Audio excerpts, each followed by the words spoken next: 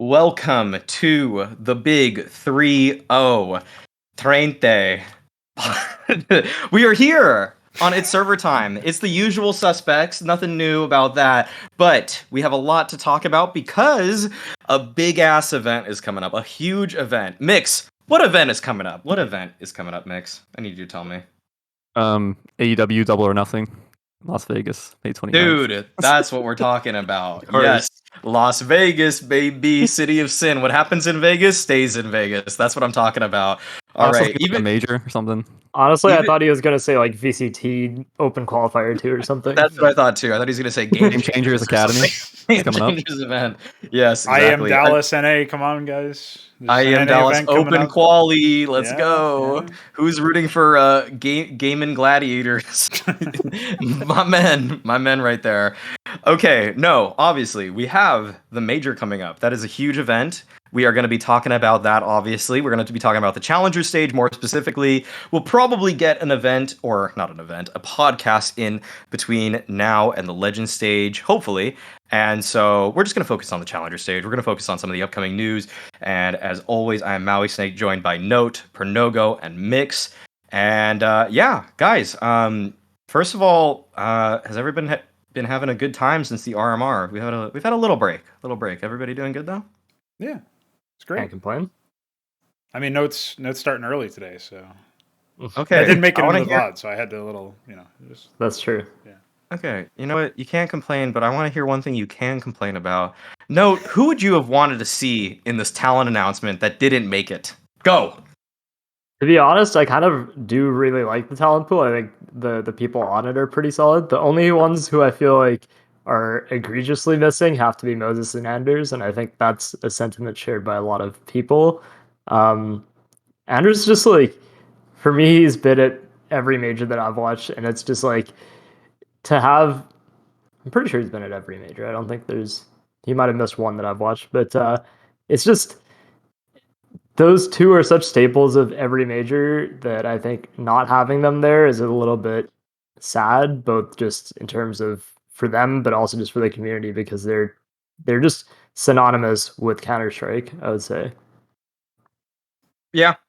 I mean, I think it's very fair to say that they have been staples. I would consider them legacy characters in the pool of talent. Pernogo and Mix, you guys share the sentiment. Would have wanted to see anybody else? Yeah, I mean, I guess just those two. For the most part, I was pretty happy with the talent lineup, and I feel like it was really good. And like, I'm looking forward to watching everyone, like watching you on the desk, watching Shocks and Freya. Hosting is like really nice. I'm glad to see both of them there. So that was like, I saw both of them there, and like pretty much once I saw that, I was like, all right, I'm pretty happy with this talent lineup. So yeah. Okay. Yeah. I mean, okay, Pernogo, anybody else? I mean, my biggest surprise was that, considering we live in a world where obviously like Thorin, Richard Lewis, Sembler all declined to go on, and those were not options. I was pretty surprised to see Sadikist not get invited, and also the fact that people were mentioning Anders. That was my biggest like what's going on there. So yeah, like there's some obvious legacy names that have just been at so many majors, if not every major. Certainly a lot of notable ones, and I think Sadikist, I'll say a few words on him because everybody else already touched a little bit on Anders, a little bit on Moses. For me, the Sadikist, I don't want to call it a snub necessarily, but just him not being there is kind of weird to me because he's one of the best crowd work casters that exist in the game so far. And so, I mean, obviously when he was with Henry G, I think he was the best caster by far and away that we even had. And while he might not have gotten back to a point where that he can show that same level of competence in that department just because he hasn't had the same solid duo since then, I still think he does a very, very good job when it comes to those arena events. So I probably would have liked to see some games with him, but we did at least get a little bit of a teaser in previous events up so far in this year. And thankfully, LAN seemed to be coming back in full force anyway. So we'll have more opportunities. It is just weird to not see almost any legacy characters at all this time around. Yeah. I think that's the main thing is that there are none. And so I think what we have to assume based off of PGL's hiring, and even though they hired me, I'm still just gonna say what I want to say about this, is that it does feel like but I don't know if this is certain that they wanted to do the old boys major and then the new guys major, because it does feel like there's a passing of the torch in terms of who's on it. I think the only repeated talent between last major and this one are James Banks and Maniac. Forgive me, Bleh, yes, but Bleh actually is switching roles for this one. And I think that's it. Correct me if I'm wrong. I think that's right. For this one? I think that's right. Yeah. He's a caster with Vince, I think. Yeah, okay, that makes sense, yeah. So Bleh is casting with Vince. Maniac's still analyst, and then Banks is still kind of the interviewer guy, and he's gonna get another tattoo. That's what I've heard. So perfect. Yeah, one to match the other leg or whatever. I guess shout out to Yanko, right? Because he also. Shout out to the chat. My bad. Shout out to the chat. Sponge Machine is actually here. It's just that I ddidn't see them at the RMR because Machine is too busy fixing his Visa, his credit card. That is. It's getting declined everywhere because he spent way too much money lately. No, reasonable. I was just gonna take your word for it, man. I was gonna be like, oh, all right, well, noted. No, I think it's that Schengen thing. You know, I don't know if people actually know what that is, but it's like you cannot spend 90 days in certain EU countries in a 180-day span. So he has to like allocate it properly until he gets that fixed. And you know, in terms of me wanting to play with fire, that's why I went on vacation last weekend in a Schengen country where I literally am just taking my own days away from Counter-Strike. But you know what? I like living life on the edge like that. You know, that's what life's all about. It's got a little bit of risk. A little bit of risk involved. Yeah. I think okay. I'd say like so I'm not trying to like take away from talent. Like, you know, people say like plus this talent minus this talent. I think the other talent that would have definitely deserved it in my eyes would have been a lot of the guys you guys mentioned, and then my roommate, because he's not looking right at me right now. So James Bardolph should have been at this one. So that's about it. That's my. No, I'm just kidding. He's actually like not. He doesn't even give a fuck about this podcast. I don't think he's ever watched an episode. So that's it. That's it. And all right, you guys ready to move on to challenger stage? Because I think we got our pieces out about that. Other than of course Paula, the night with me, Paula and Bleh. That should have been the major finals desk. I think we all are in agreement about that one. So. I don't think there's any lasting notes. The only thing I would bring up is that there's this talk of legitimacy of major talent announcements. You know, that's probably the only other thing. Like the fact that they're announcing it via Twitter post and not like something maybe more. People brought this up before. Why don't we have like an epic, you know, part of the pre-show, the talent reveal, and it's all shrouded in mystery up until that point? I guess you might leak it if you watch these people's Instagram stories or something. But could you imagine if it was like the opening minutes of the stream and what you actually do you have an Instagram? Do you have an Instagram? I do not. No. Why? How do you know about Instagram stories if you don't have an Instagram? Why I live on the internet, dude. I know what an internet is.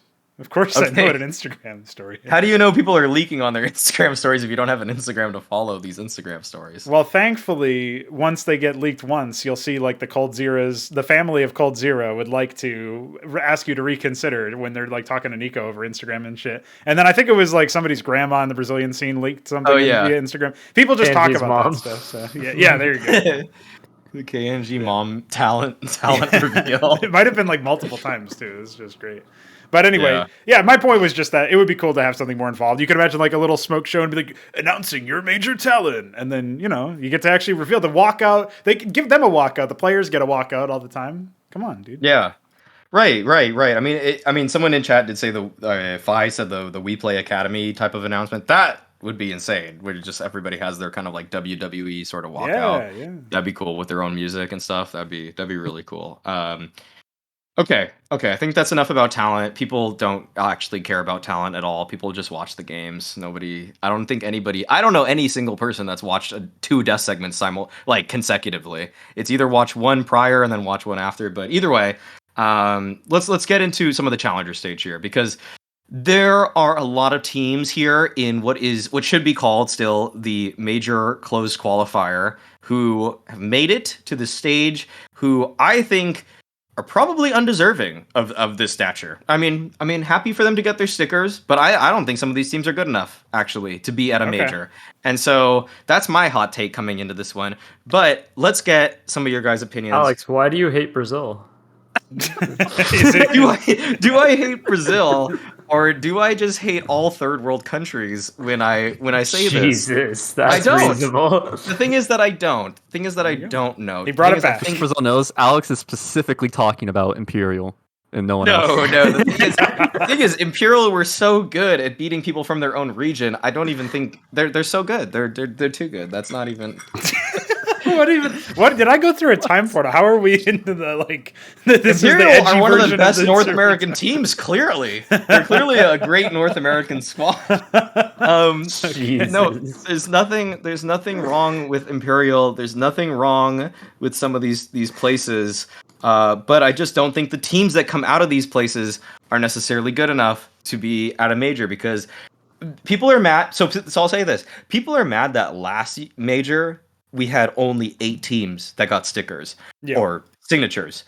But when we think about roughly 3 majors ago, I don't know, I actually kind of forgot when they started incorporating the exact major they incorporated the 24 teams. We had 8 of these teams not having stickers either. Yes. And so there's still this huge boost to these teams that otherwise wouldn't even be represented in the game's digital icons and digital items. But I think we should, like, they should be happy and they should be thankful for that. But I'm gonna just be real. I don't think like some of these teams even would have made it to like a 20, like the Berlin top 16 or the 2018 majors. So I like the Ely one. So I think that but let's just start. Let's just do it like this. I'll like make this a little bit more palatable, and I'll say, like, who do we think are going to be like bottom 5 teams? Let's just be a little cruel at first. So Mix, pick a bottom 5 team. Just one bottom 5 team. Pick 2. Pick 3. Pick 2. Holy shit. Oh my god. Pick 3. Pick a couple. Just pick 2. Pick 2. Okay, Eternal Fire. I think crumbles at the major. Okay. And I'm not going to go with mezii. I'm going to go with Renegades. Haven't really been impressed. Yeah. That's a fair take. The thing with Renegades is just that I hate that they still have like Sicko and Alistar on like their roster, and I just feel like it makes their roles all fucked, and I feel like it just doesn't work. So see, there's nothing wrong with picking them, because Australia is like a very first world country, so you're actually dodging a big bullet there. And you're not continuing with my. I don't know, dude. I've seen some like Australian CS Twitter, and those dudes are fucking ruthless. I'm kind of scared of them. Okay. So you pick Renegades and I'm sorry. I'm looking through Eternal Fire. Eternal Fire as another one. Okay, no, you pick 2. Pick 2 that you don't think should have made it, or don't think 2 that you think are major quality teams. That's how I'm framing it. 2 that I don't think are major quality teams. As in they're not going to make it to the top. Just to be nicer, they're not going to make it to the next stage. Okay, I'm gonna say that just based on what I currently know, I think it's going to be IHC. I think that they're good. Unfortunately, they got a really rough draw for their style in the first match. They got Astralis, and you just can't. Like, of all the styles to play, like, good fundamental Counter-Strike versus, Astralis is not. Like, they will outplay you in that fundamental style, at least. Yeah. And then I'm actually going to say Complexity. Purely because they have not actually traveled to Europe yet.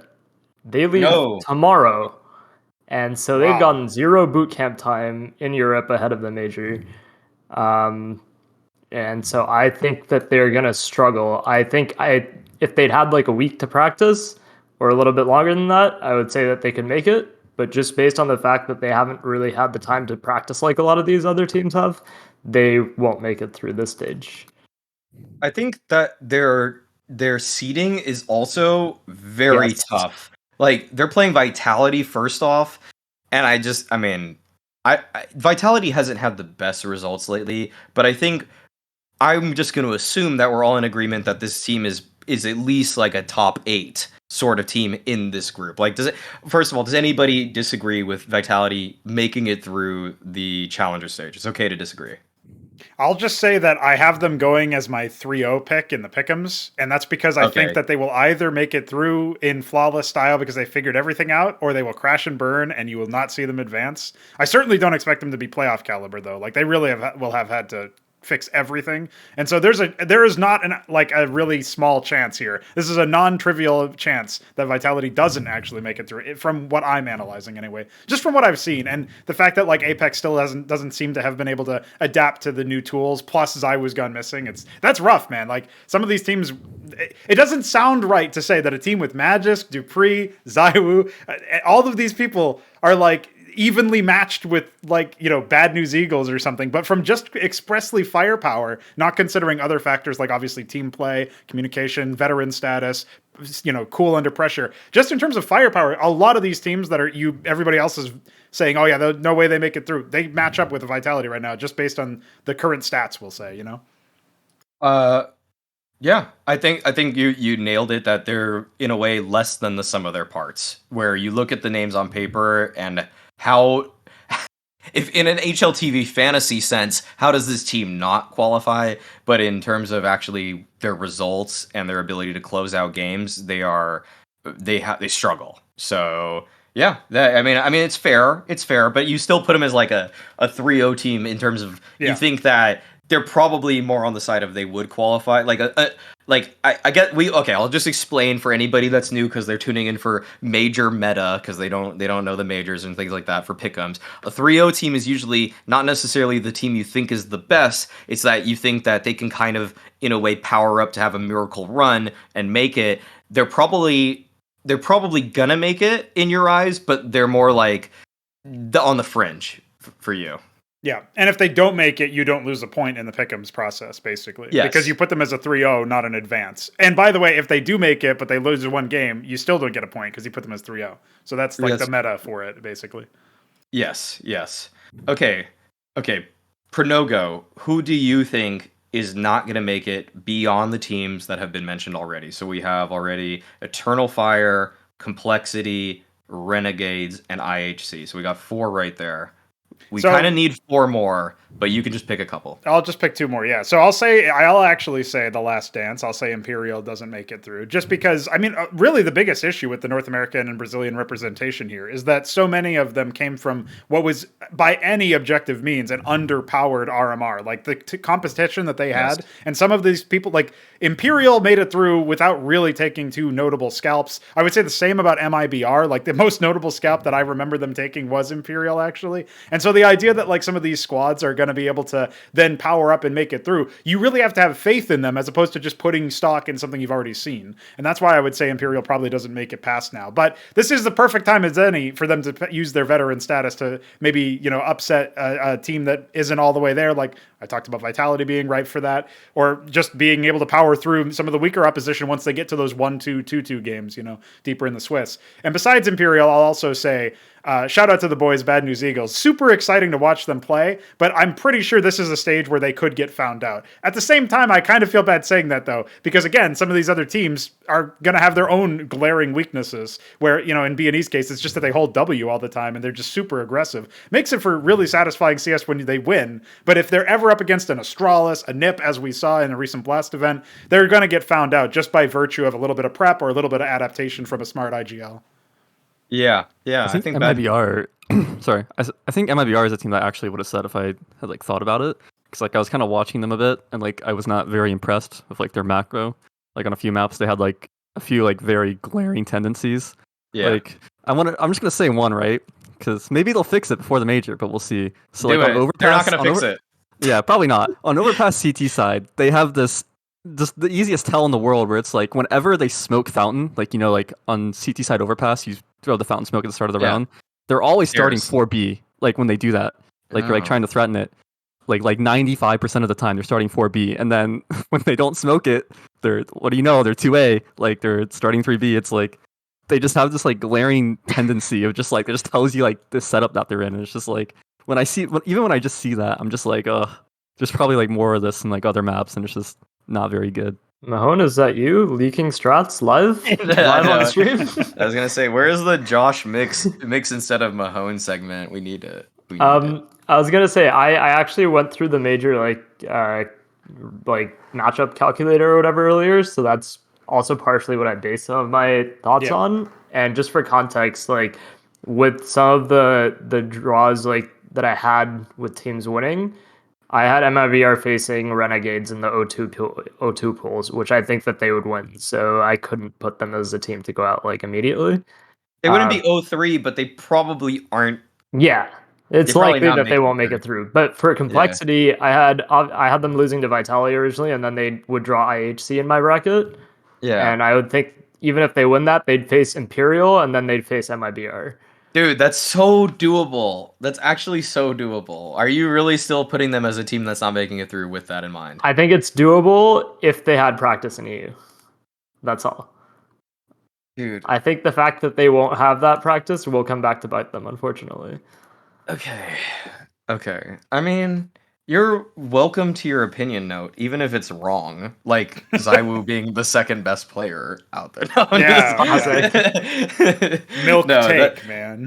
Well, actually, wait. So you really think that they're not gonna beat? I actually want to prod that a little bit. You think they're gonna losing to Vitality is fair, but then they're gonna play Renegades? You said, or who was it? IHC? They would play Imperial.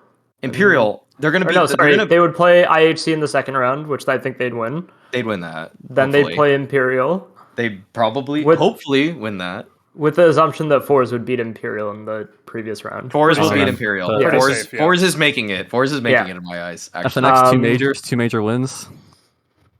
Yeah, so they would definitely play Imperial in the next round. I think Imperial would take that like very closely though. Just based on experience and the fact that they are playing at a major. You think Imperial's going to beat complexity? Just based on the fact that they'll crumble under nerves, I think. Dude. I can sort of respect I disagree. Listen. Okay, go ahead, Mix. Yeah, I disagree too. Floppy doesn't have nerves, and he will carry them to victory. Floppy has nerves around girls, but that's not anybody on Imperial. It's a Counter-Strike event, all right? There's like minimal girls. It's Counter-Strike that he's playing. All right, so he'll be fine. No wonder he came back to CS after his stint in Valorant, dude. He just couldn't hack it. Let's say they beat girls in Valorant. So for your sake, let's say they beat Imperial there, then they play Astralis. Yeah, okay. Do you think they beat Astralis? No, I don't think they beat Astralis. I don't think they win that. They lose on an Ancient, and then they just lose the series. Yeah. Okay, and then they would go on to play MIBR.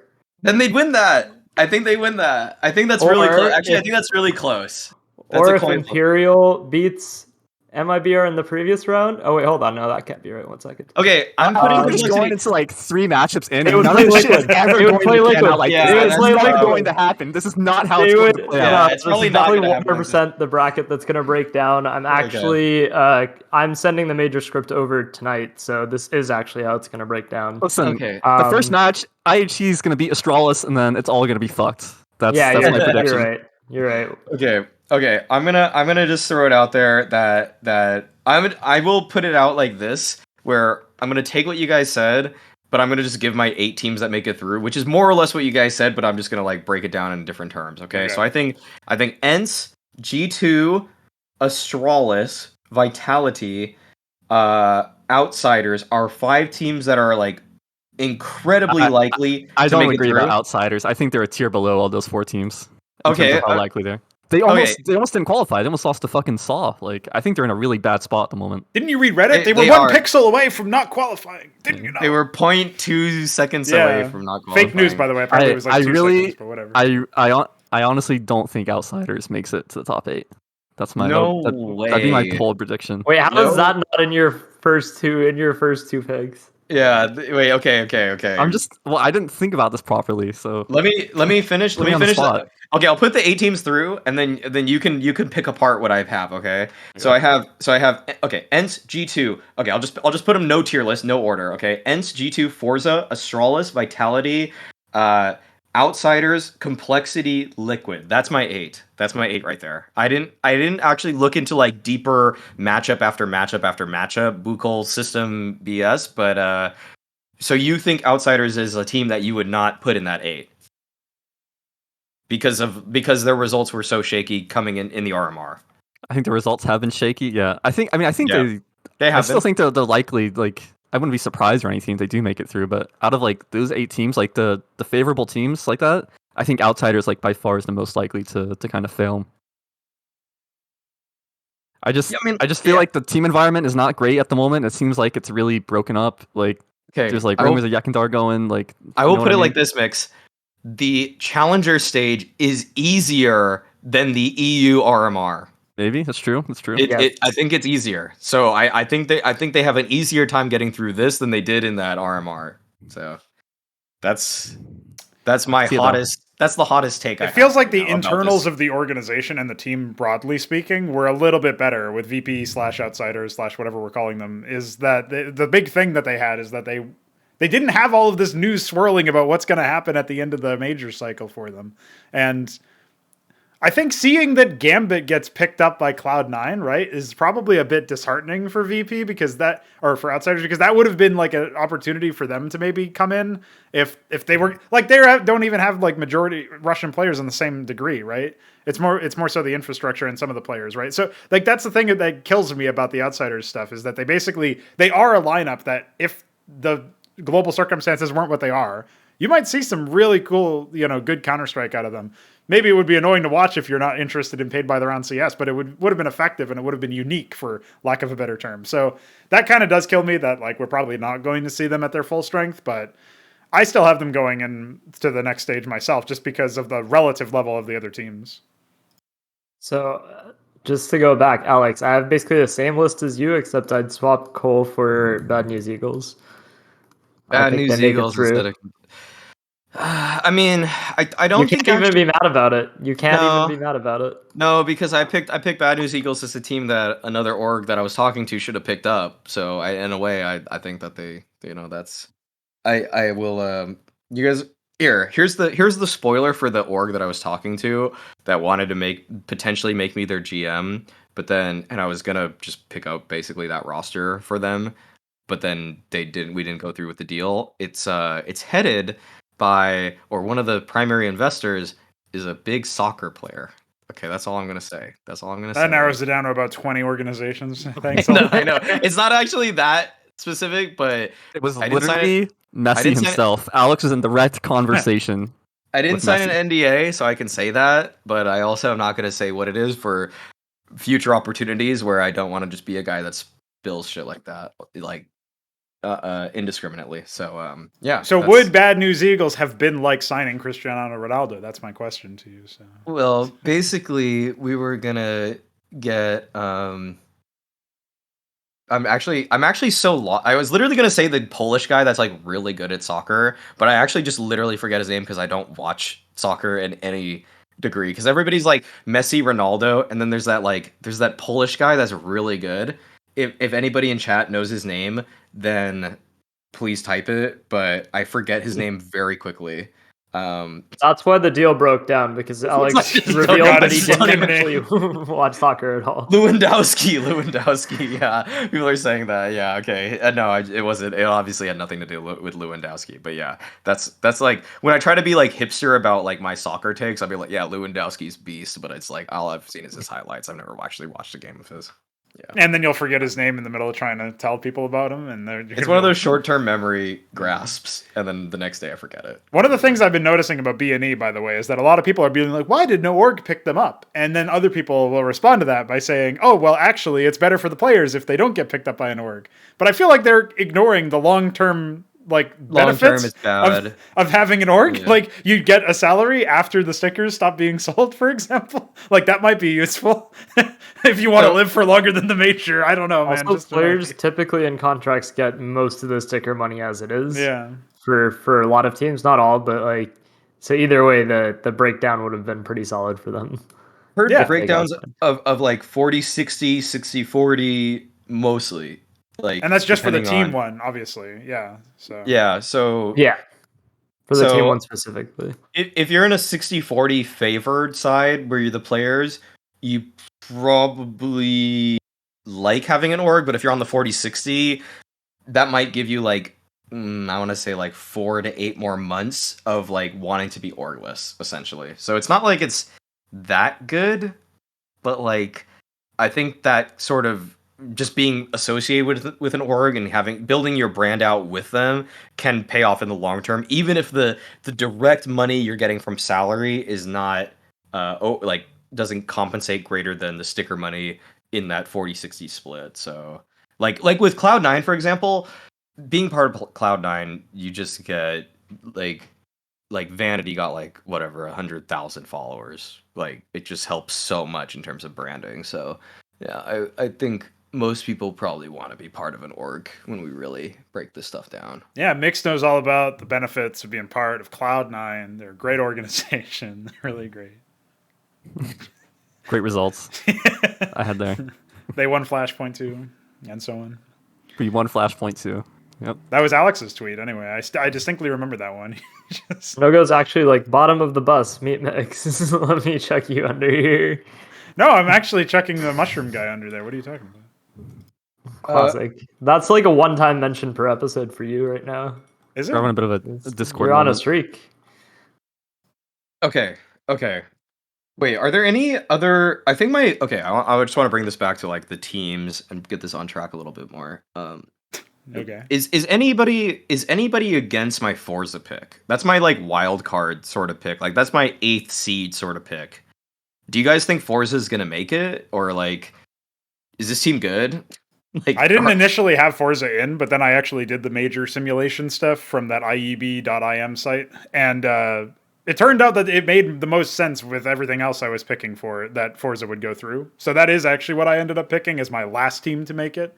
Yeah. I'm not really super certain about that, though. Anytime you're basing that off of a prediction that you got from a site like that, you have to keep in mind that any change to the plan could totally spiral out and completely morph everything. So when I look at Forza, I'm thinking like, okay, they're really solid. Like the fact that they made it here is amazing, honestly, considering the other competition at their RMR and just everything else that's been going on relative to their region and stuff. So the fact that Jerry made it, congrats. He's rebuilt this team like 5 times, dude. Yeah. I don't understand how it's even possible. He's back at Jerry another major. The best IGL? Period. That's it. That's it. That's it. Yeah. No, but he's pretty good. So yeah, dude, Jerry. I think Jerry is also like one of those IGLs that just kind of gets how he needs to use his team really fast. Actually, like he's like the Eastern European carrion, but like half as good. A 2-2 Forza Spirit matchup, and then let's see who goes. I have Forza going 0-3 because these guys are. I don't even know how they made it to this major. Honestly, Spirit are not good. Spirit are not that good at all. I don't think Spirit are making it. If Spirit make it, no, what tattoo will you get on your volunteering somebody else? Definitely not getting one of those. He picks no, and not the guy that has like a fucking half sleeve and just fucking. True. Yeah, if you're gonna pick someone, pick Mix. Mix, what tattoo will you get on your body when Spirit make it? I don't know. The Spirit logo seems kind of lame. I'll get the old one. like really bad Spirit logo. My man. I'll get it on my neck. I just want to say shout out Scrawny. He just said the same thing that I said in my prediction at the start. I don't know if he was here for it. You're both fucking traitors, so that's just too bad. That's too bad. Yeah. I think the thing is okay. So do you guys think Complexity or Forza is more unlikely to make it? Complexity. Complexity is more unlikely. Wow. Oh, sorry. Unlikely? Unlikely. Sorry, Forza. Well, I originally had Complexity instead of Forza, but then I ran my simulation, and so you got to trust in the simulation. That's just how it works. So, wait, when you ran your simulation, Pronogo, what did you come up with as the other? Were the other 7 teams the exact same, the ones that I came up with, or what? I'll tell you my total picks. So I have we talked earlier about Vitality, and I put them in as the 3-0 as like a wild card. Maybe they'll make it. Otherwise, I've got G2 Ents. I actually have MIBR, which is funny. I forgot to mention that one. I have Outsiders, I have Astralis, I have Liquid, and I have Forza. So, I mean, you could pretty easily swap out like MIBR or Forza for any of the other teams that are about that level. Those are more specific to the stuff that I ended up grabbing for like, oh, here's what I think how I think the simulation will run. But those two picks are I'm least confident in. Does your simulation actually create like a new universe from like the start of time to simulate 14 billion years into the future, like for this exact moment? I think so, but I might have forgotten some constants along the way. So pinch of salt, man. Oof. Pinch of salt. When you look through your simulation, Pronogo, do you have a girlfriend at the end of the simulation? At the end, We all die that's lonely, a long time. Mouse. Do we all have girlfriends? At some point or another, but we all die lonely, man. I'm sorry to tell you. Jesus. This is esports. We are esports. Understand that. Okay. Well, I mean, that's fine. That's fine. It's okay to die alone. We can all die together on the pod. But with That's sticker, true, yeah. if you have a sticker, at least you last. That's why Floppy, even if he dies alone, he'll have a sticker in the game, and for that he can be happy. And when he's on his deathbed, I'm just gonna put a sticker right on his chest, right there. So what is this conversation? Instead of having a bouquet of flowers at his grave later on when you go visit him, obviously it'll be a bouquet of stickers, or it'll be an AK in a bouquet instead of flowers, and the AK will have stickers on it. I think that's how we'll honor his memory. Okay, when I die, Prenogo, get my ashes and throw them at Floppy. Okay. You guys are gonna look real dumb. Right, we'll never die makes it to alone. top I'll eight. never die alone. I'll never die alone. I'll always have him with me. He'll always have me with me, actually. Either way. I'll always have Team Spirit with me. Yeah, with that tattoo once they make it. With that tattoo, yeah. The old logo too, which is just funny to me. Like, I still think the old logo is better, even though like it's picking between different turds, really. But yeah, come on, man. Okay. I think we've gone over this pretty significantly. I guess like the points of contention for the challenger stage still come down to just like Bad News Eagles, Complexity, Orza, and MIBR. I think those are like the 4 wild cards, more or less. Would you guys agree? Like, I think the other teams, like, are we really just counting 9Z completely out? Because frankly, actually, I am. I'm just counting them out. Yeah. I'm not really putting. I don't think they'll go 0-3, but I don't think they'll make it.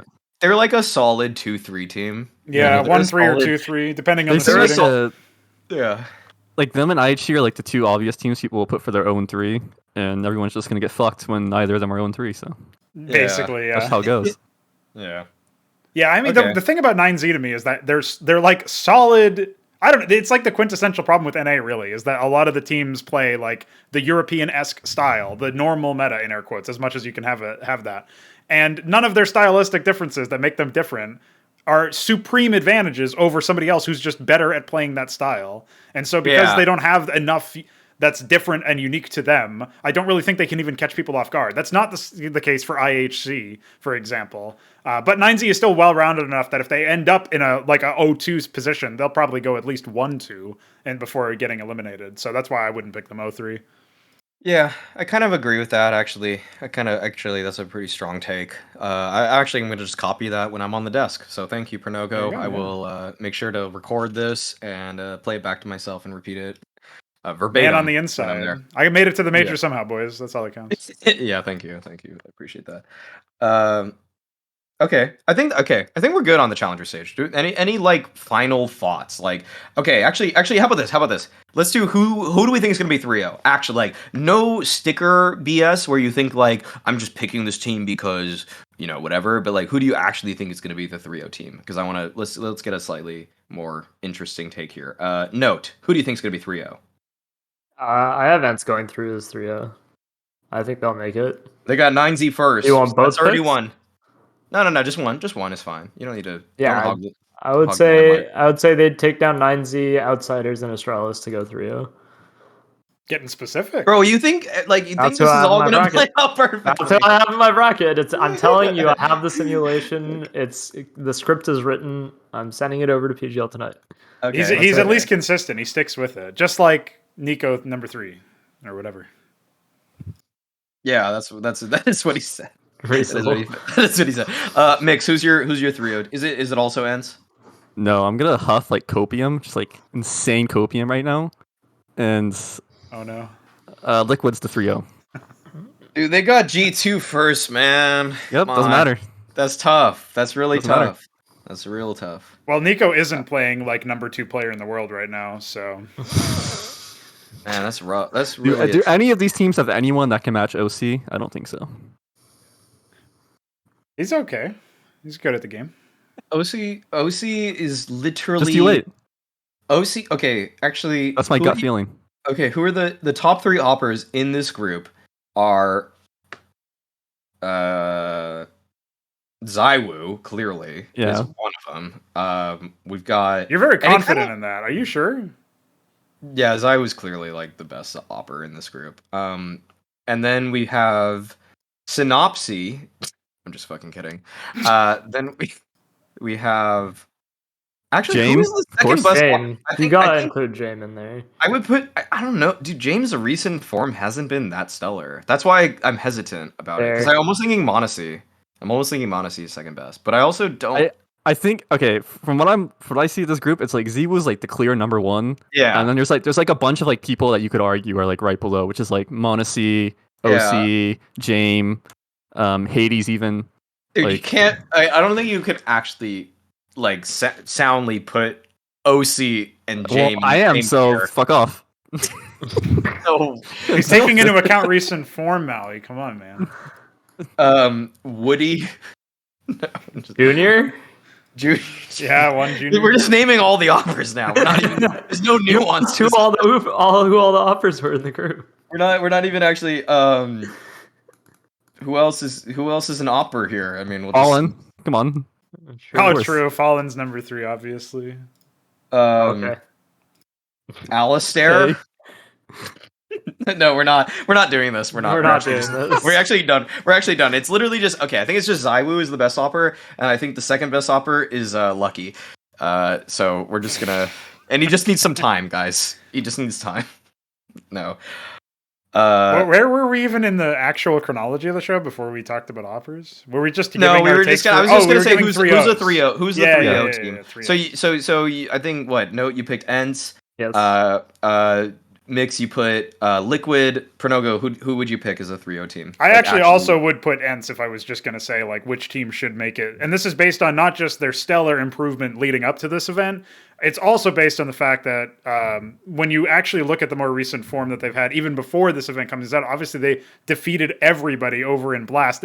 You know, man, the fact there was some thread that came out that was talking about the number of Danes that Snappy eliminated in the Blast tournament, like Blast Yeah. qualifier number 5 or whatever it is. You know, so like It was like Yeah. 18 or something. yeah, it was a crazy number of Danes. So that was pretty cool. You know, just a nice little other like revenge storyline or whatever. The fact that he went away, he built this international roster. He's really up there with in terms of like legit IGLs at tier 1 now. Like I don't even know if that sounds almost like, oh, what are you doing, man? Snappy, what is he? But Ents is a legit tier 1 team now too. So like, where do you come down? Oh, on listen, that I one? understand people can be hesitant to give him that, but even when he yeah. was in heroic and I was playing against You Snappy's guys, like heroic teams, watch this team called Contact Gaming? Did you guys watch listen, this team? that Was that team- just me?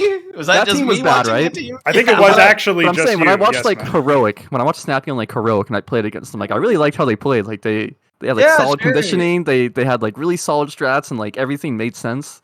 So I always was like kind of confused why Snappy was so bad on Contact, but Contact was like a fever dream. I'm not really sure that actually happened. So Contact was literally everybody getting paid 15K plus a month to literally do nothing at all. No, I just made that number up. But did I make that number up? I don't know. Okay, let's just move on to the next topic. Okay. Snappy's in this chat, just hearing you shit on his team, by the way. Well, you know what, Snappy? I hope you went on a great vacation after the Contact paychecks. Okay. All right. So that's fine. No. You're going to talk about fever dreams, Mix. Do you guys remember when Snappy almost went to Asia? Because that would have been a fucking fever dream with I don't Smooyev, remember that. no less. That, oh yeah, Yeah. now Yeah, that that you was the say it, thing. Like Yeah. I'm like remembering some like weird. Snappy Yeah. just follow the stream right now. Literally just followed for this second.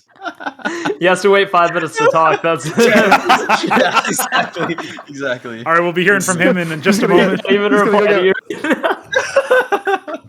That's so funny. Okay. No, I think Snappy is legitimately. I think Snappy is legitimately a really Greatest solid IGL idea. of all time. I think Snappy. I put it like this. I think Snappy. The way I would compare Snappy is he is the rich man's JT. He's the rich man. Like a lot of set plays, a lot of like kind of quicker plays out of spawn where there aren't too many layers to the strategy, but just enough that people in the moment don't have to like think too much for his T sides. I think that the thing is that, like, actually CT sides, I actually think Snappy does a better job than JT does because he has more, like, tempo shifts on CT side, whereas JT almost just wants to, like, do something at the beginning of every round, whereas CT Yes. side, you should just I feel like play he it has a more little bit control more overall. reactive. of the CT Okay. side, which is like not even necessarily playing reactive, but like actively calling like different things like throughout a CT side. You know what I mean? Whereas like some IGLs kind of just fall into this pattern of just playing like 3 on A, 2 on B, and then everyone's just kind of doing their own thing. Yeah. Okay. Let's I just like how Yumi's like Maui's tone shift after the snappy follow got me fucked up.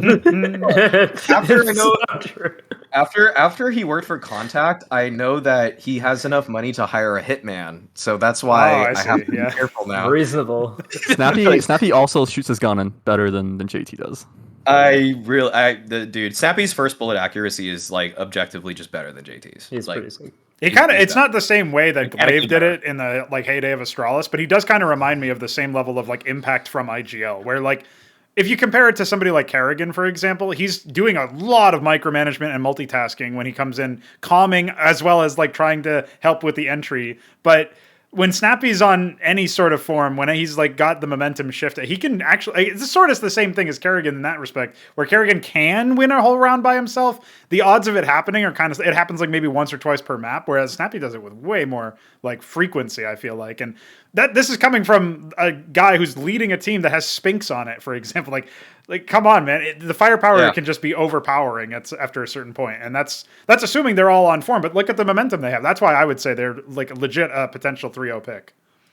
Yeah, I mean, I think Ents is actually no troll the most logical 3-0 pick. Not like trying to metagame the pick'ems kind of 3-0 pick, but actually like if I really thought like the main problem for me is that basically G2 is playing Liquid first, and in a BO1 sort of format, if that just gets to a weird map, I think like Inferno, which I think it totally could get to, I can never really just say for certain that G2 is going to win that, given that G2's T sides have been really sketch lately, just overusing nades in early round situations and things. Like I don't know, I just can't put full faith in G2. As a matter of fact, my spicy 3-0 would just be Astralis, because I feel like during the BO1s, I think they can win all those, and I don't know what their draw is going to be for their 2-0 match, but I think that they actually could just get a team that is less experienced than them, and then they're just always going to win. So that's me being more a hot take, but like I would still probably put Ents as like the logical pick over them. Yeah.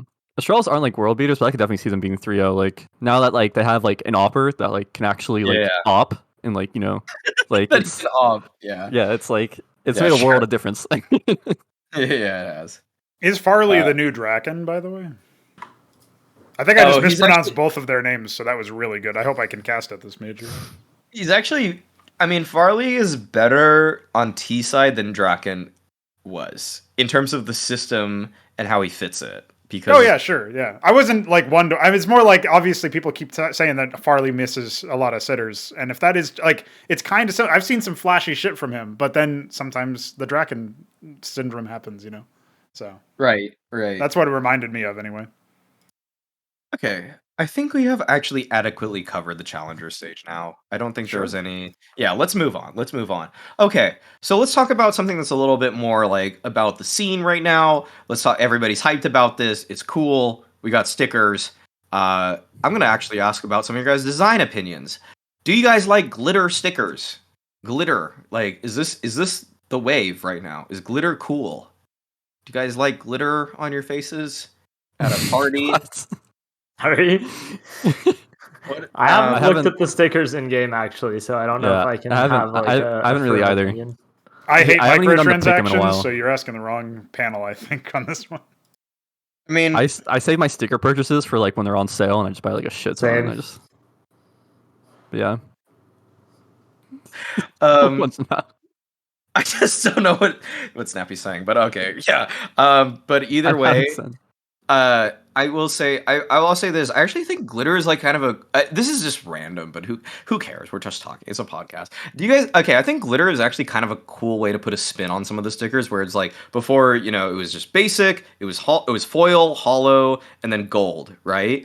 And I actually think that glitter taking the place of foil is actually a really interesting addition to it, because like it just actually makes certain stickers pop more. I've actually looked in game at some of it, and it just I think it actually probably on like certain skins, like the print stream, for example, can look really interesting because the skin already has this kind of like what is it called? It's like the oyster kind of shell. Sheen. Well, it's not sheen. It's like a pearlescent. Yeah, sort there of, you go. Yeah, iridescent, pearlescent effect. When it has a glitter too, it's kind of like two sort of reflective effects at the same time. I actually think it's pretty interesting. So I just went to gallery weekend at Berlin, so I'm talking about art all the time now. I'm an artist now, I just be talking about art, so that's why I be examining these types of things. So yeah. I do think that it's nice to have more variety for people to mess around and customize their stuff, because that's one of the few things you can do in Counter-Strike. Yeah. Especially considering people aren't really a fan of this whole agent skin thing, right? Not just for the broadcast, but just in general, there's like competitive integrity concerns. Do the models match the hitboxes and all this other? Do they blend in? So these are legitimate grievances. As a result, you basically only have your guns as far as doing things to them that makes them personalized. So yeah, in that sense, it's fine. I don't see why it has to be so expensive, but that's another conversation, and everybody's already bought into that. So as far as the foil themselves go, or the glitter themselves go, apparently people are complaining that it's almost impossible to see in-game, but I assume that's just only if you're inspecting them. I haven't seen that, so I don't know. That's just a point. Yeah, I haven't inspected it. I just kind of like looked at the little holding it up thing. That might depend on like your graphic settings as well. That definitely that's true. So if you're a Mirage only player with one of those toasters, you shouldn't be buying these stickers. Is that what you're saying? Even just like most pro players will play on like all low settings just for I play low what is it, model or graphic settings or whatever, but I play on almost high everything else, like shaders and shadows. Especially shadows, because that affects the draw distance, right? Yeah. Yeah, exactly. It does. Yeah. So like I'm looking at the sticker page now, and the only thing I see that I'm like, I like the fact that it's pretty clean in terms of the overall logos. The only thing I feel like they could be a little bit different from the last major, because they look pretty similar, I will say, just stylistically. But I do like the fact that the logos are kind of isolated and clear by themselves. Okay. We do everything on the show. We could treat games, teams, art. Like we just got it all covered. I was just talking about that, Mix. Yeah, I literally study art now because I just went to gallery weekend in Berlin. So I'm actually an expert. Wow, you're an expert. Whoa. I'm an expert now. I've actually talked to last weekend I talked to 2 artists that had Wikipedia pages. So and they know who I am now. So that's great. we all shared contact infos, stuff like that. So we're cool now. And they're all like really old women, actually. So that's great. That's unrelated. In the Cougars now. yeah, why not? What else? This episode is so off the rails. What's happening? Yeah. Okay. I do want to like make it more about something about the players though, where it's like, okay, so last major, obvious. Okay, let's just be real about it. Valve clearly effed up in terms of they just didn't make the fucking skins in the game, so they just made it like, oh, top 8 only get this or whatever. Now they gave it to everybody that's the top 24. I will say I actually wouldn't mind if they brought it back to top 16, as in take out the challenger stage, because I think top 24 does provide a certain level of prestige, because like it is hard to make it through the RMRs. It is an accomplishment, but I also think like it kind of like it changes the value of the old stickers, where it used to be top 16 and now it's top 24, and then it's top 8 for one major, and then it's top 24 again. I just wish there was a consistency to it, and that's why I wouldn't have minded if it were just always top 16. And this top 24 stuff never happened. Yeah. No, I agree. At least one player whose only major is going to be Stockholm and like missed out on getting their own sticker in the game because it was only top 8, and then now it's back to top 24. Well, you already know that's all of the Mouz players that were retained from the previous lineup, right? As an example, like there's Frozen, Bemis. Don't worry though, Rob's got his. I think Frozen has a sticker, does he? He might have one from the previous version, but like he didn't have it. Oh, I guess Mix was saying only major, so I guess it would be Bemis then. I'm not sure. Yeah, I think it would be, because Frozen, I'm pretty sure, got one at like Berlin 2019. Yeah, that sounds about right. Timeline wise, that was like still the Kerrigan lineup and all that. So so I mean, it's just whack in that sense in terms of consistency. But I would also take 16 instead of 24. I feel like it kind like if you're still trying to say that, oh, you made it to the top 24, you're at the major, then I don't know. Like there is something weird about that, because we were just going over all the challenger list teams, and there's a pretty clear divide between the teams that are just expected to make it through and the teams that are like not expected to do it well at all. And it gets to the point where it's basically devolving into battles between teams that are not expected to make it at all in order for them to finally squeak through at the end. But at the very least, you could say that they did that part. They survived the gauntlet with some of the teams that are expected to be heavy favorites in such a stage. And now they've earned their stickers that way. But especially for some of the teams that made it through from the weaker regions, we'll say. Like, we touched on Imperial's run, we touched on MIBR's run. These teams didn't defeat really that much top-level competition at all, and still made it through. And that's even relative to their region, mind you. But they didn't necessarily beat the best teams in their region. They made it to the major, now they have stickers. I don't know if that's the same legitimacy as, like, you know, Mouz's effort or OG's effort, who miss out on stickers this time around. Like, I don't see much of a... I think there's a big gap there, basically. That's all I'll say. All I'm saying is Elian doesn't have a sticker, and 9 from IHC does. Right. He has two. He has two. Entropic was so good during the online era going into that Stockholm major.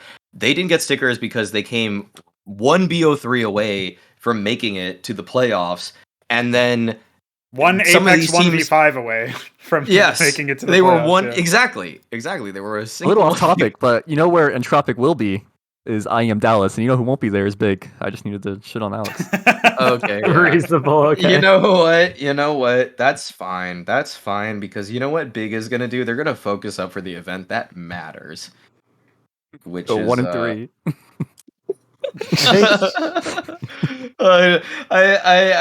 Okay, guys.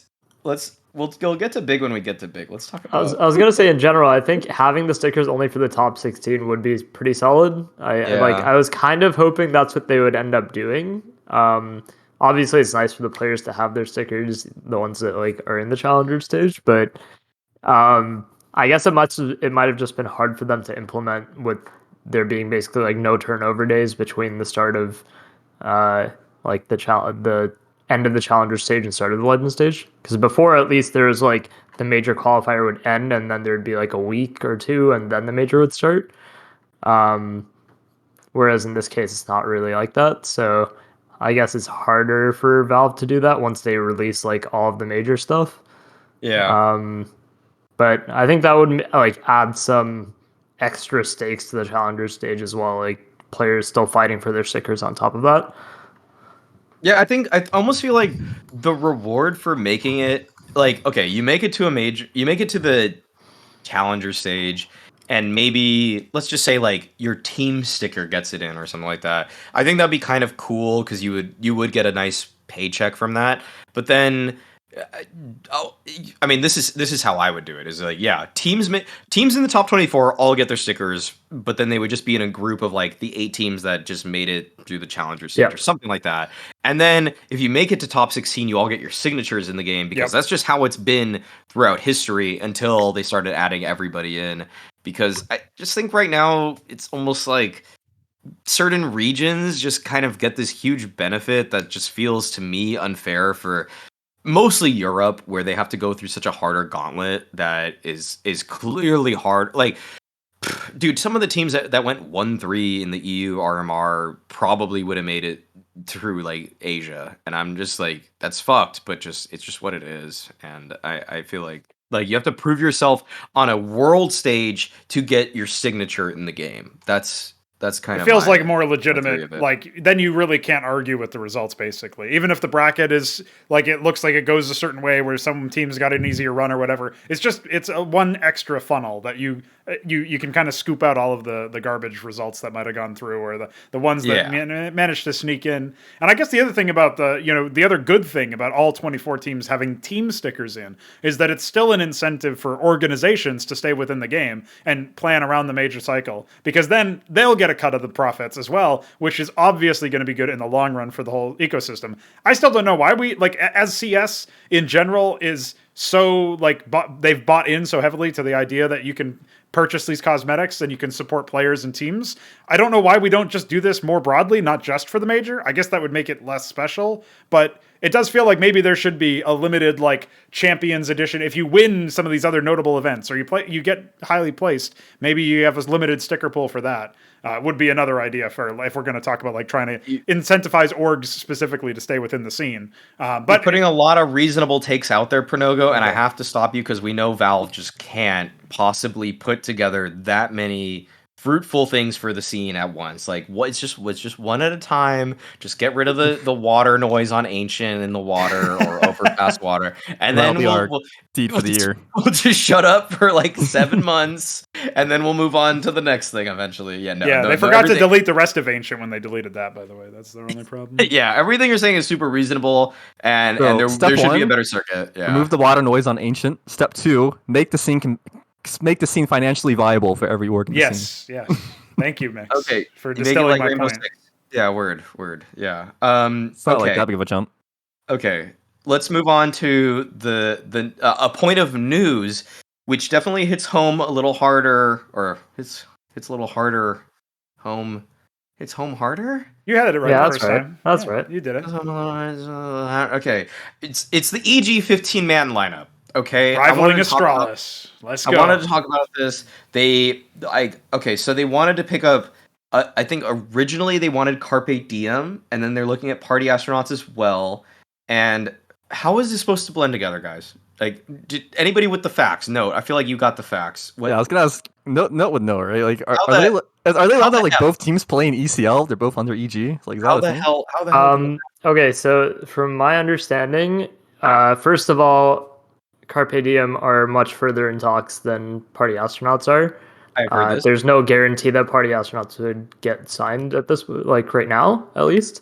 But from what my understanding is that one of the teams would stay in North America and play in like ECL and whatever North American competitions there are, and the other one would go to EU and play in like the smaller events and the Academy League or whatever. Yeah. And essentially be like outside of the main competitive circuit and be more of like a feeder team to get practice, like international experience. And then obviously there's the main team on top of that, and EG would be able to pull from either team. So that's my sort of like cursory understanding of what the situation is. I don't know if anything's necessarily been ironed out as to how it would work, but that's what I understood from what I was reading and learned as well. Okay.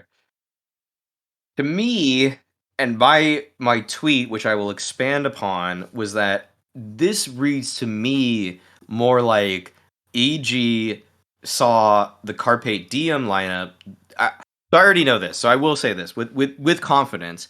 EG has wanted an Academy lineup for a while. They were into this. In fact, I was contacted about maybe having a part in this at one point a while ago, and of which I've obviously declined. But I basically like people in the EG camp wanted to be part of this Academy League. They wanted to have a team that they could maybe pull players from, and essentially not have a 15-man lineup, but just have an Academy team to go along with the main lineup.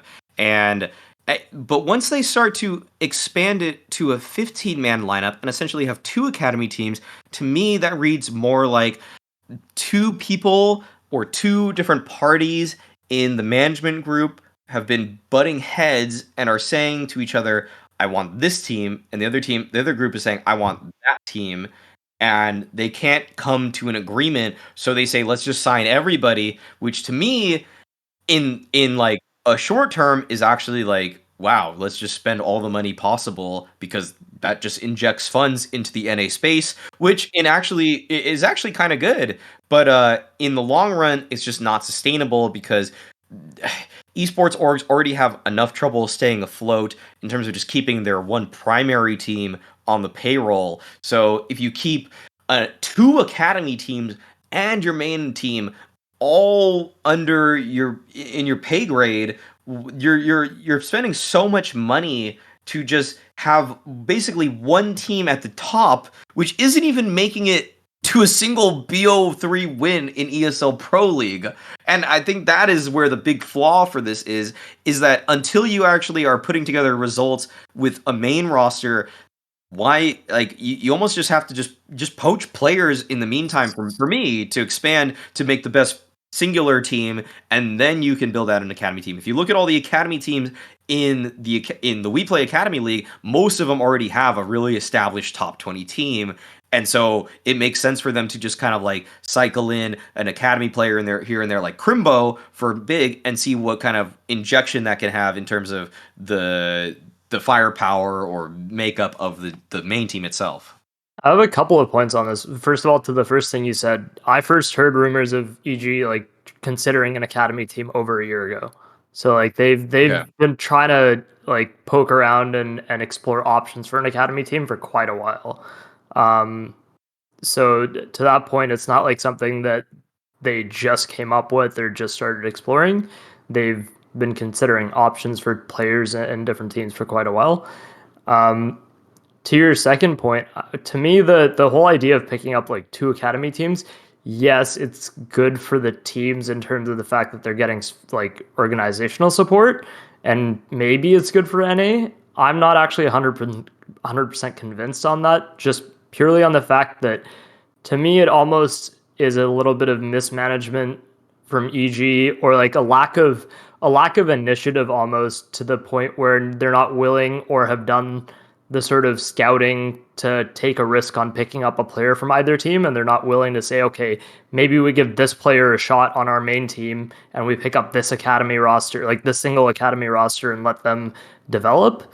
They're trying to spread themselves a little too thin, and instead of like promoting 1 or 2 players and giving them a chance on the main roster, they're trying to develop 2 teams, keep their main roster at the same time, and then wait for months so that they can sort of swap out a player and see who plays well in whatever leagues that they have, and sort of explore from there. And I don't know if I feel like that's not necessarily the best option for them considering their current results.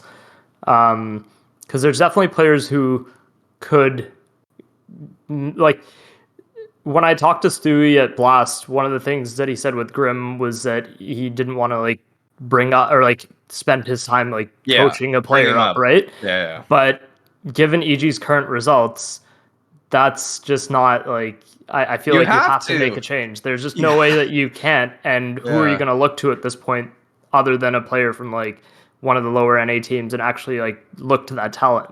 None of these players want to like bring up a new talent. Like they just want them already developed, like OC.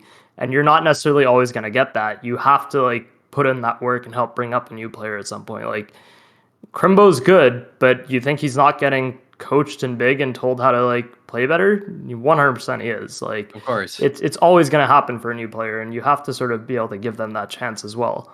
Yeah, the toughest part about this announcement for me is the fact that it's the stuff they didn't talk about. It's the fact that they're still seemingly maintaining their main roster, which is the biggest issue. Specifically, not announcement yet. They okay, sure. So the report of the fact that they're interested in potentially buying 2 other rosters, specifically as affiliate teams, as opposed to looking to overhaul the main lineup, which maybe just hasn't been reported yet, maybe is in the works, I don't know.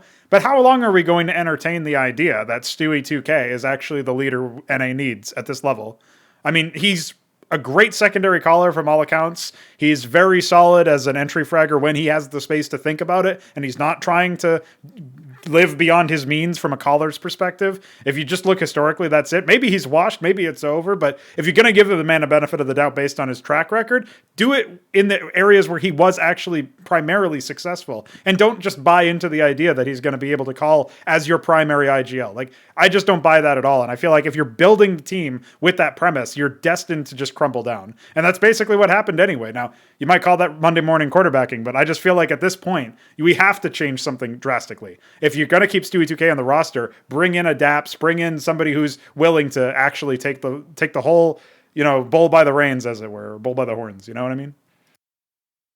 Yeah, I will echo the sentiment that I think Stewie's best position on a team is a secondary caller that is probably also more of a space creating presence. So what I mean by that, in terms of what the overall makeup for EG should turn to, is probably simply Daps for Rush. I don't think Rush has been playing badly at all, but I just think that they need a from spawn caller that's a little bit better at outlining an overall plan. Or MSL even.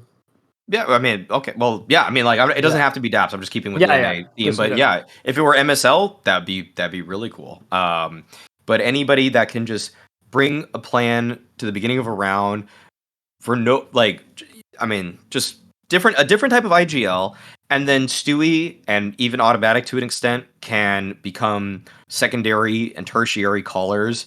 And you could use Stewie for the role that he's actually best at, which is probably being like, space creator, secondary opper, just kind of playmaking type of person in general. Doesn't have to clutch or do anything crazy.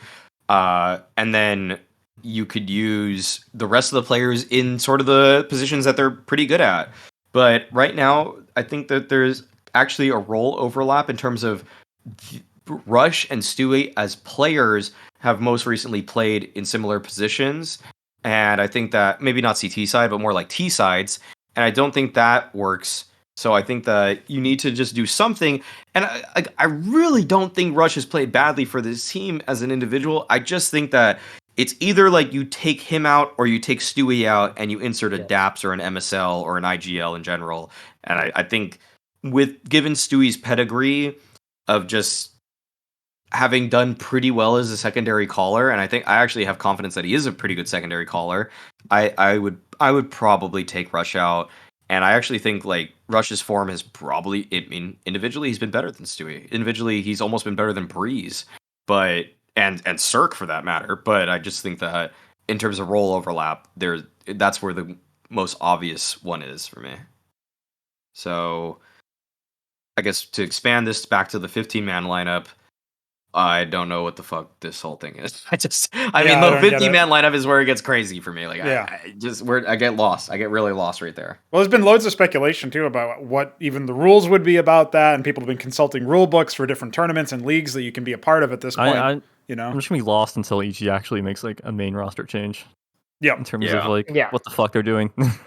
I would much rather that EG Academy pick up one of these teams and C9 Academy pick up one of the, like C9 make an academy and pick up the other team. Like that just seems like a better option, especially because C9's main roster is like is playing in Europe. It's not even NA. It's not even literally NA not have any conflict of interest issues, like domestically at least.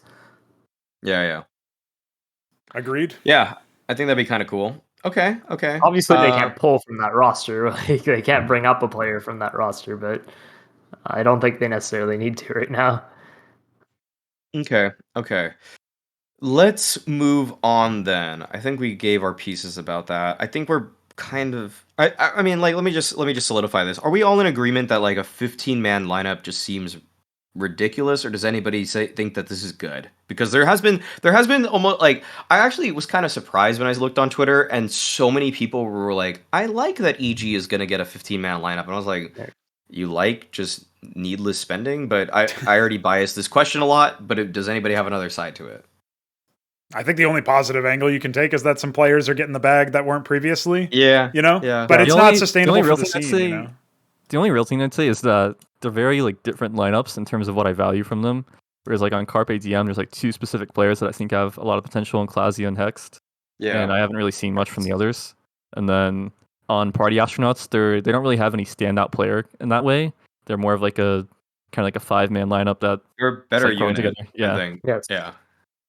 So that's just they're like different, but even then it's like how valuable is a team like Party Astronauts for EG really? Whereas like I think having a team like Carpe with those two very up-and-coming players is more valuable for EG to have to kind of like be able to slot into the main team. Yeah, I mean, especially when you consider Cirque and Breeze's form lately is just not cutting it either. I mean, some fans will probably be like, why are you singling out Stewie versus these? But I think everybody's just in agreement. The whole team needs some significant changes. I don't know. Like, besides the players getting the bag angle, like, I don't really see a positive. You can't even play these teams together in the same domestic leagues in the first place. Like there's the conflict of interest issues that would be running amok very publicly at that point. So you obviously can't even leverage the fact that you have all these players under your contract. Like, what are you even paying them for at that point? You know what I mean? So yeah, they need to make a move, not make an acquisition. That's the way that I would sum it up. Yeah, I actually, I think I actually just thought about this. Like when you said mix that the party astronauts team doesn't really have any individuals you would pick from.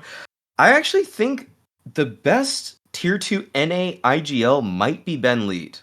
I think like the only IGLs that I think of like try to think of the best in-game leaders in ECL essentially. You have Walco, right? For Yes. Carpe Diem. You have Ben Leet.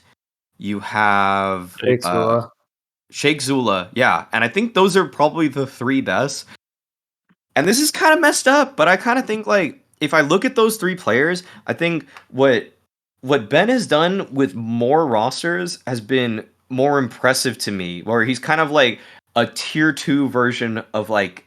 It's obviously not like it's so ridiculous, and people will be like up in arms if I say Kerrigan, but it's like he's brought multiple rosters to a point that has been like a top 3 MDL or Premier or ECL, whatever level team. And Sheikh Zula, to me, has kind of succeeded when he had essentially the next guy in line to be the best player in North America. He had Grim, he had Junior, and those guys kind of just seemed to hard carry some of the teams that he was on. Whereas I don't know if Floppy too. And Floppy, yeah, like he had some of these insane players who just would go god mode, and then Walco has the benefit of playing basically with the same 4-man core for 2 years now. So I think Ben Leet actually might be the best in-game leader out there right now. There's also Stamina actually. But I wouldn't necessarily say he's like above those, but I'm just saying he's also a decent IGL. Okay, Stamina. Yeah, I mean, Stamina could be there. He could be in that conversation. I mean, I don't know if I'd put. I guess I would put him as like definitely the next guy in line there. Yes, yeah, exactly. I wouldn't put him in the same tier as Ben. I just think Ben. I agree. Yeah. Better. I just wanted to give like an honorable mention. Yeah. So I probably. Yeah. So I mean, I think almost retaining Ben Leet is a weird way to say like you're trying to keep the next best in-game leader in NA. The one that's on the come up, basically. Yeah. Yeah. That's my take. But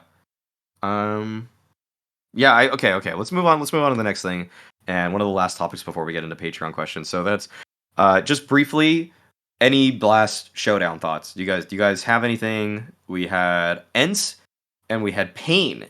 Made it through, which is I think Pain's there's got to be the surprising one there, right?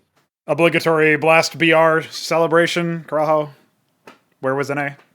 Yeah. I mean, what was it? Russian. Top 4. Yeah. All the NA teams got beat. Yeah. We're South American, so yeah, that's cool. That's really that makes me really hopeful for the future, guys. That is cool. It's very cool. Yeah, I mean, I guess maybe like some of the major bound teams like Liquid and Complexity were not full focus. Furia, you might even say the same thing since they dropped the final. Still feels a bit weird. And I think this correct me if I'm wrong, this qualifier is for Lisbon, which I know isn't like yes, it's not home territory, but it is like in a way, you know, it's yeah. Dude, it's a massive event. It is a 250K event? Maybe more. So it's not like there weren't stakes here. Portuguese crowd too. They're definitely going to be cheering. South American teams, so. It's 425,000. I just checked. Yeah. Oh shit. Prize pool. That's insane. Okay. Dude, Pain made it to that. It looked good in that final versus Furia as well. Yes. Like Big Uzira is looking really, really sick. I think as an individual player. Yeah. What was that? There was a pregame interview where I can't remember which Pain members said this, but he was saying that they're like Pain's Vertigo is the best in NA, and they were going up against Furia right before this interview was like aired or whatever. And then they won. And then they defeated them on overtime. I'm pretty sure, but it was still on Vertigo, you know. And like that's crazy, man. The ball's on those guys. But yeah, great. They did have like a 15-11 lead that they choked into overtime before winning. Okay. So like they were in position to win it. The funny thing is they did. The only team Pain has lost to on Vertigo so far is they've lost to MIBR 3 times in the past 2 months. Wow. Yeah. They're 12-3 and all 3 losses are the MIBR. Well, that's that might say something about how good MIBR is, and maybe they are a top 8 team in the challenger stage. Who knows?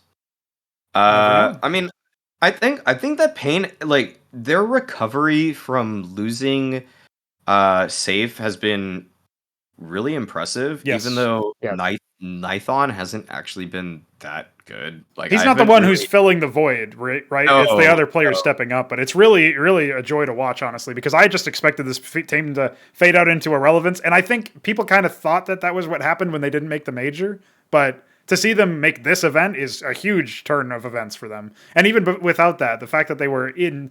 If they had dropped it to Furia, nobody would have said anything. They would have been like, "Oh my god, how did Pain even get that far? Crazy result." Anyway, Furia's going. The fact that they won, like that's shocking. So that's pretty much the big talking point from all of the blasts, I think. Yeah. Okay. I mean, on the EU side, are we that surprised that Ents made it? I mean, kind of, because they beat Heroic, right? So I'm surprised they shit on Heroic and then like map yeah, three. I think that's got to be the most impressive result for them, beating Heroic. It Everything was else even to on their me- home territory, the internet. How did they lose? I don't understand. Yeah, I don't think anything else is that crazy other than I guess the Astralis. Okay, the Astralis NIP one was where I had to believe, like, I know Mix, you're a big Esatag fan. Esatag's a really nice guy and everything, but man, he is not as good of an operator as I don't even think as good as Fuzi, man. I think Fuzi's better. So. We tried this experiment before. I don't know why. It's... Yes, and all he was we tried this for them. We did this for them a year ago, and then they learned nothing. They learned nothing. Literally, all Esatag was good at was wallbanging people at 124 at the overpass, like little wood wall. Like he literally had that down to a T. He knew exactly how to line those wall bangs up, and that's all I remember from him, man. They learned nothing from my suffering. Nothing. I died for their sins, and then they're just sinning again. That's a quote. I like that one. Yeah, I don't know. The NIP not even making it to the final of this particular qualifier is a bit whack to me. They almost dropped it to BNE, you guys remember. In fact, they should have dropped it to BNE. And like at both of the other two maps that NIP ended up winning were comebacks where BNE choked it away based on a lack of experience and also a bit more of their one-dimensional play style. And so hopefully this is a great error correction for them and they will be able to make it through the Challenger despite all of us doubting them. But the fact that NIP were even in a position where they could have lost to BNE says a lot about the society we live in. And also that NIP doesn't know what the fuck they're doing. I mean, where the fuck is Device, dude? Like, come on. At this point, it's been so long. I know people are saying, but go easy. He's got mental health stuff he's working through. But what? I have stuff I'll say, but I'm going to say it on the major desk. Yeah. I'm going to say it on the major desk. Okay, I'm saving that. I'm saving my thoughts. Strats for the major. I'm saving strats for the major. I'm saving strats for the major about Device on NIP. Yeah, so... the thing is that you have no thoughts because he hasn't been there. You know, like that's the obvious joke. Is I just don't understand. At this point, it's not that he's not there. It's that we don't know anything about that he's not there. And like, it's one thing if you want to respect the guy's privacy, and that's a common refrain from the fans or the people who are trying to be looking at this in a more positive light, and I understand that. But it has been so long. It was a blockbuster device. It was in every single news cycle up until that point. Yeah. Everybody was talking about Cristiano Ronaldo, blah, blah, blah. Well, listen, buddy, like, this is not how it's supposed to work. You can't just go AWOL for so long with no word from... Like, it's not even about, like, fan entitlement or, like, what it's just... This guy was a mainstay. He was at every major, and he was even... all these playoffs, right? Like, so many times this guy could have made it and he had the chance to win back-to-back majors, even though it doesn't feel like it because Stockholm was so far away. And obviously NIP were kind of under strength at the playoffs and barely squeaked by Copenhagen Flames. But all of that aside, like, he could have done all of that stuff. And now we're not even sure if he'll show up. Like, really? Device went to NIP to be LeBron and studies Ben Simmons. Basically. Yeah. There's that's not too far away from metaphors I would have used, but no, yeah. I think well, because I just remember him specifically saying LeBron when he joined. There's like the Ronaldo thing, then there's like the LeBron quote about wanting to win. About wanting to win the major in Stockholm, like LeBron won a title in Cleveland or whatever. Yeah. Okay. I mean, yeah. There's Man, I just have lines that I'm going to use at the major that I just don't want to say right now, so I'm like just holding back. I'm just kind of holding back right now. Sorry, Holding guys. back. Okay. He's Sorry, really holding guys, back. sorry for the patrons and sorry for everybody that's watching right now. But I'll say it on the desk there at the major because I have to hold some stuff back and I have to I have to have some spice. So just tune in when if I cover an NIP game. Tune in. That's all I can say. There you go. That's all. Incentives. That's my plug. That's my plug. Okay. All right. Let's move on to the Patreon questions. I feel really like I suck so much for just leaving it like that. Because I want to say everything, but I just have stuff that I've already prepared. I have strats. So it's being fine. on the major desk, and then as we know, no one actually watches the desk, so then you can just stay here. As we know, everybody turns it off. Everybody turns off the desk segments. So yeah, that's it is. Gally on my screen, mute. Yeah. Oh, not me. Not for me. You guys didn't even watch the game. I'm muting that. Okay. Patron question number 1. We have firsoch with how good would Mouz be with mezii and Alex instead of Dexter and JDC? So that would mean Mouz would have mezii, Alex, Torzy, Frozen, and Bemis. That sounds pretty killer to me. That sounds like a top 15 lineup. That would be pretty killer, I think. I think that'd be a great change. Like, even just, Alex for Dexter, I think it'd be a huge upgrade. Yeah, I actually think. And then mezii can just, slot in wherever. Like, JDC, I like JDC. I think he's, good for that team. I think JDC's pretty good, too. But yeah. And so, I don't... mezii could even replace, BMAS or something. I probably wouldn't do that, but, you could even still make that work because I think mezii just so good in every single role. So whatever. So you put Alex in, and then you just put mezii in for someone like JDC, whoever. I think it would definitely improve them a lot. That'd be a sick lineup to watch. I'm kind of tired of seeing Fnatic just spin their wheels, not doing anything. Yeah, also wasting such a good period of mezii's career too. It's crazy the fact that he's putting up numbers like these and still not making it to IEM Dallas over E Club Kiev, homies. EC Kiev. Actually, I want to ask this question then. Who do you guys think is better today, Floppy or mezii?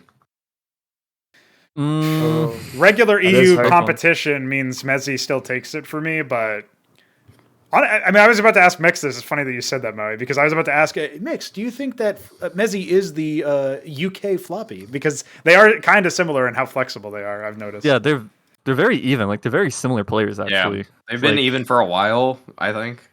mezii, I think, has a wider range in terms of teams he can operate in.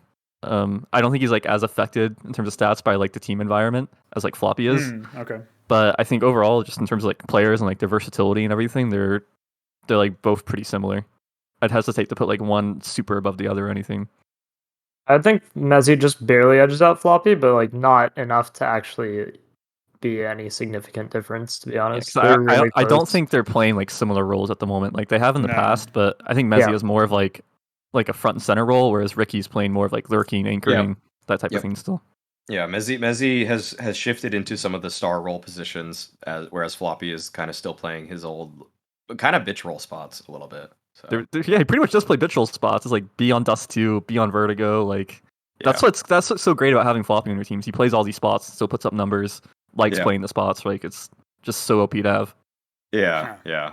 Players get bored, dude. They start jiggle peeking a little bit lazier. They've been holding the same angle 40 seconds. Yeah, that's pretty cool. Yeah. Ricky just texts me during games live. And then I'm just holding B on Vertigo. They never come here, so I can text you. He just sends me memes and stuff live in a game. I'm all right, man. You should probably look at your screen for a bit. While he's changing his mouse pad. He's like, why? Astralis are never going to dry peek me. I'm like, okay. Okay. All right. Adam asks, what are your thoughts on the regional qualification format for Masters Reykjavik?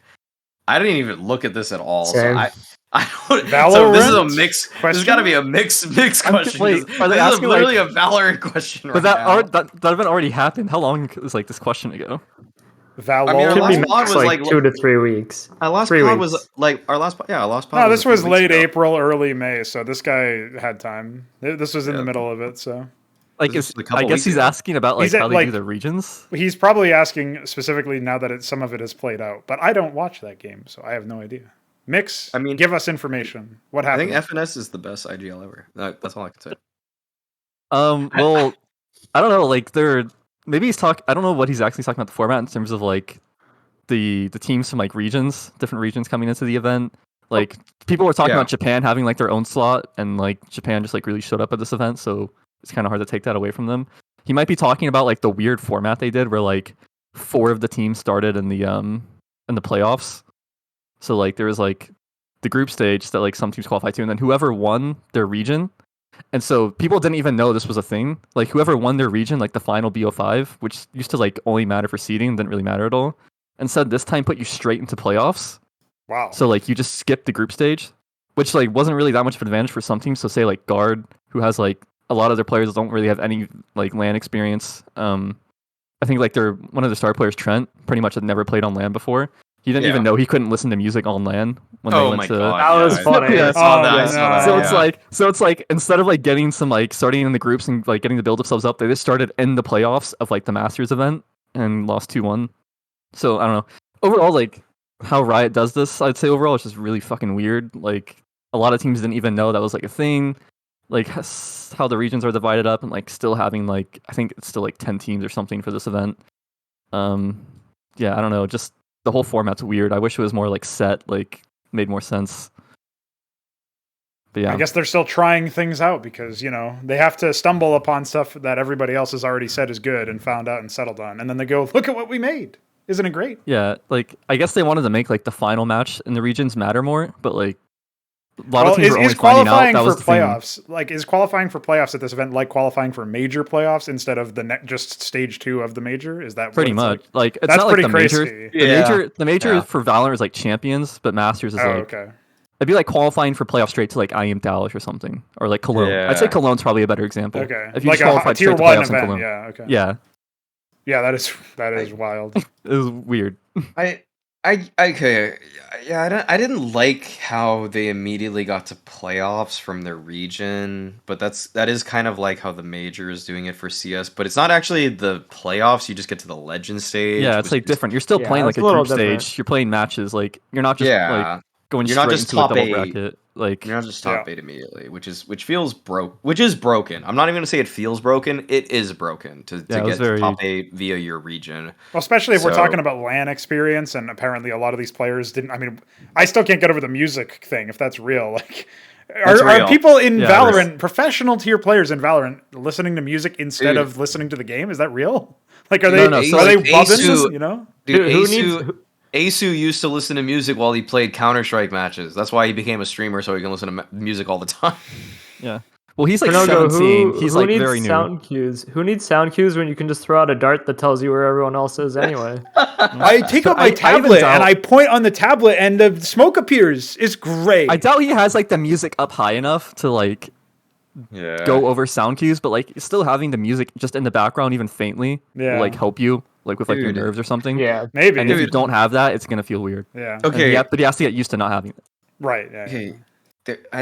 I mean, I just can't with thinking that helps you play better. I just can't. I just can't. Same. I actually Well, just can't. it's just an aspect of home. It's like, oh, my mom's not here to Just- give me milk, but at least I have music. I don't know. Just take an Adderall XR or whatever, like the rest of us, and just Don't move think the that's fuck a good on. idea. Just get the fuck on with life.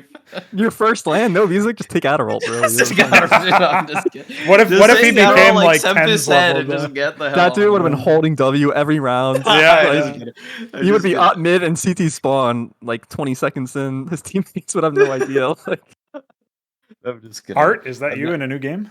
I've never taken Adderall. Okay, so let's do the next thing. Let's do the next thing.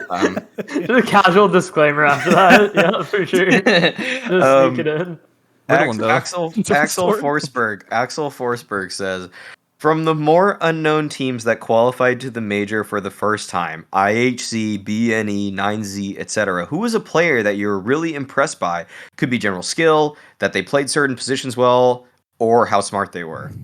Yeah. I'll say, so that I'm not talking about any players like too much. I was gonna say Lucan from 9Z because I remember this guy used to be like a rifler. Because I remember when he played on the same team as Mayor and like Sharks or whatever. I think that was the team, and like those two were like on fire. Like, but they were both just like riflers and like maybe second op every now and then.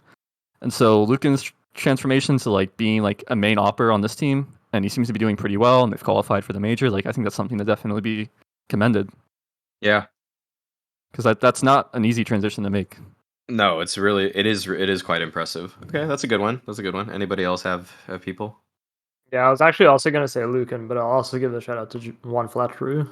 Like he generally just plays really well and he's really consistent. Don't steal my thunder with that one. Okay. Oh. Yeah. Well, B&E players are the easy way out. Unfortunately, I don't remember the names of anybody else, so I'm kind of fucked, aren't I? There's a reason why they're considered lesser known teams, I guess. Mongolia. Yeah. All of Mongolia. I thought. Well, actually, IHC's playstyle is pretty cool. Like if you didn't follow the team, and unfortunately I don't remember any of the players, besides 9 because I saw his sticker earlier. If you don't remember any of the players, then it's hard to pinpoint specifically, but I think that team is a team to watch because everybody and their mother is going to pick them as 0-3, and then everybody and their mother is going to be like, why do I not get this 0-3 point? Why did they at least take a single game? So. All right, well, Score has the best stats, so if you want to say someone, you can say him.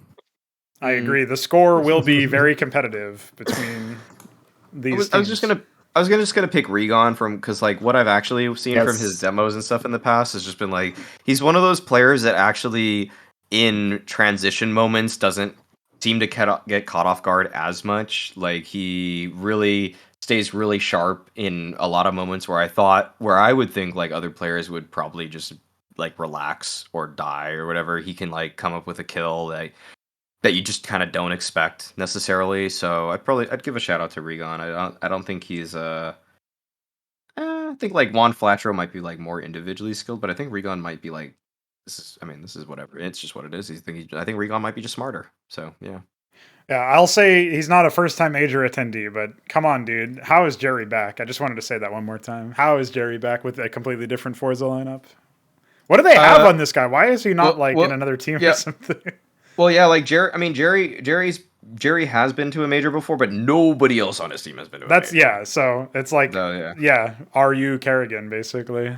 The only other place I feel like would have made sense to go in recent times is like he can't go to Navi, really, right? So I assume Forz gives him a lot of leeway to build his own lineup at this point, so it's a pretty nice thing to have. Jerry on a Flashpoint Q&A, I think for what, like Flashpoint 2 or something like that? Or it would have been 2, yeah. 2, yeah. He said something about like just good, how that just can't happen, essentially. Oh yeah, the way that he described it was pretty good from what I remember, because it's basically the same rate when Navi were interested in Flit and stuff like that back when he was on the Forza lineup back in those days. He's just like, well, it's not possible. Yeah, he kind of just shut down the idea without describing details, if I remember correctly, and it kind of sounded ominous, like Forza is holding a gun to his back or something. And then he tried to bring it back, and he was like, "No, I love playing in Forza. This is a great team." It is great. Yep. It is a great team. We are having a good time here. Please, let go of my family. He was born from a Forza lab. Yeah, basically. And I can describe you in great detail the sheen of the AK-47 barrel that is currently in my line of sight. Hear these popping sounds from like off camera. Yeah, Jesus. He just like, let me go home. Now he's ruined. He's ruined. Let me go home.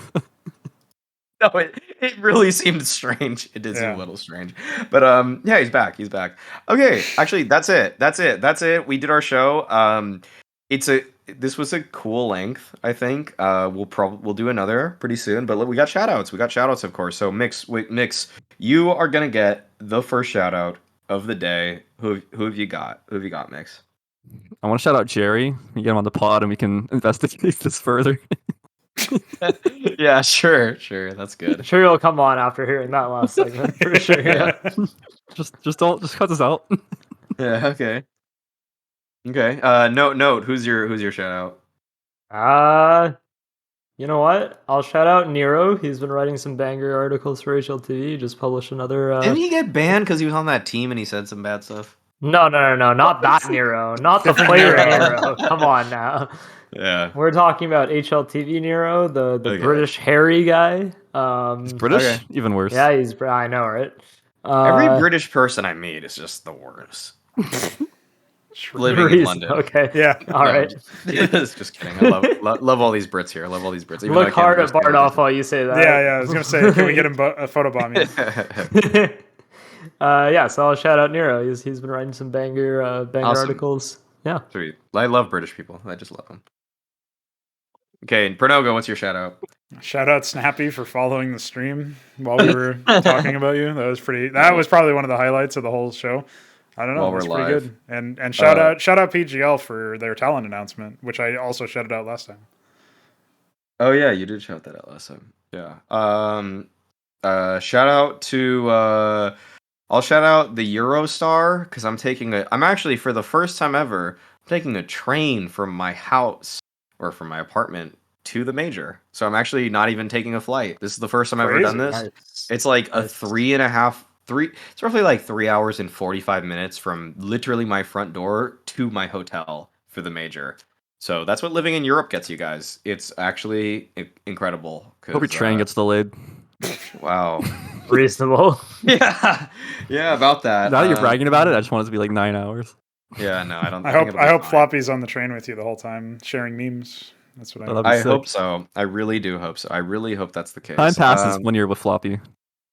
Yeah, time does pass. Time does. Yeah. It's just things get really crazy really fast. Time do be passing. Yeah, how long was that I'm- stint anyway? It was like 6 months, 9 months. It was What? gone in a blink of an eye. No, The Cloud9 stuff? What are you talking about? end the show. It's over. I don't know what this is. I don't know what this is about. Actually, can you? No, there's no explanation. But I do have people knocking down my door, so I do have to go. Okay, all right. Bye bye. That's gonna be it then. That's gonna be it. Thanks for everybody for joining. That's been another episode of It's Server Time. Probably have another one by the time that the Challenger stage ends. Hopefully. And hopefully you guys have enjoyed another. This is a major edition of It's Server Time, and we will be uploading this in the next, I would say, 36 hours because I just put random numbers of hours out there. And peace out, guys. Thanks for the patrons. You guys are awesome. Thanks for the questions. Be sure to subscribe via Patreon, !Patreon in the chat, and appreciate everybody in chat on the live Twitch who joined us for this one. So peace out, guys. Been another great episode.